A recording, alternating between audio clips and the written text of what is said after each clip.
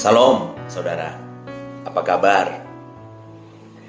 Suatu kali seorang rekan bertanya kepada saya, apakah gereja-gereja di Indonesia itu bertumbuh? Nah, ini pertanyaannya susah. Menurut Anda bagaimana? Kalau pertumbuhan gereja diidentikan dengan pertambahan gedung gereja, mungkin iya. Kalau misalnya pertumbuhan gereja diidentikan dengan pertambahan tempat ibadah di mall, tempat ibadah di ruko, tempat ibadah di perumahan, mungkin iya. Namun apakah itu pertumbuhan gereja? Menurut saya pertumbuhan gereja bukanlah identik dengan pertambahan tempat ibadah. Pertumbuhan gereja adalah penambahan jiwa-jiwa baru yang dimenangkan bagi Kristus. Mereka menerima Yesus sebagai Tuhan dan Juru Selamat mereka secara pribadi. Dan jiwa-jiwa yang telah dimenangkan bagi Kristus itu mengalami perjumpaan pribadi dengan Allah. Mengalami persekutuan yang intim dengan Allah. Punya pengalaman-pengalaman rohani hari demi hari. Nah, untuk itu kita yang telah dimenangkan, telah diselamatkan dalam Kristus punya tanggung jawab. Sebagaimana hati Tuhan melalui Yunus ketika ia mengatakan, bangunlah, pergilah ke Niniwe, kota yang besar itu, berserulah terhadap mereka karena kejahatannya telah sampai kepadaku. Artinya pada bagian ini Tuhan menginginkan Yunus untuk menjadi alat menjangkau mereka yang terhilang.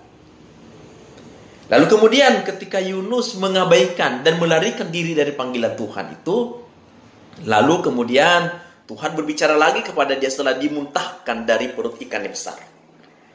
Tuhan mengatakan, bangunlah, pergilah ke Niniwe, kota yang besar itu, dan sampaikanlah kepadanya seruan yang kufirmankan kepadamu.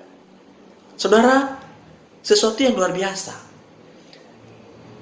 Tuhan memakai Yunus untuk menjangkau mereka, untuk memberitakan keselamatan kepada mereka. Yunus khotbahnya sangat sederhana. Ia hanya mengatakan, 40 hari lagi, maka Niniwe akan ditunggang balikan. Mungkin dia pergi lagi ke tempat yang lain, 40 hari lagi, maka Niniwe akan ditunggang balikan. Tapi lihat bagaimana pekerjaan Tuhan. Melalui orang yang pernah menolak panggilan Tuhan, yang mungkin juga tidak serius mengkhotbahkan apa yang Tuhan minta, tetapi kita melihat bagaimana orang-orang Niniwe itu menjadi percaya kepada Tuhan. Mereka kemudian bertobat. Di situ kita melihat ada hati Tuhan yang besar bagi orang terhilang untuk menyelamatkan mereka. Keselamatan itu bukan dikerjakan oleh manusia, tapi dikerjakan oleh Allah. Keselamatan orang Niniwe bukan dikerjakan oleh Yunus. Yunus hanya alat kecil. Ia mau melakukannya sekalipun ya kadang dengan hati yang seperti tadi itu. Tapi Tuhan berkarya menyelamatkan orang Niniwe. Pada zaman sekarang ini pun saya pikir kita punya tanggung jawab yang sama. Supaya kemudian menjadi alat Tuhan untuk menjangkau mereka yang terhilang. Dan menjadi alat Tuhan untuk memberitakan keselamatan. Mari bersama-sama selamat menjadi agen pertumbuhan gereja di Indonesia.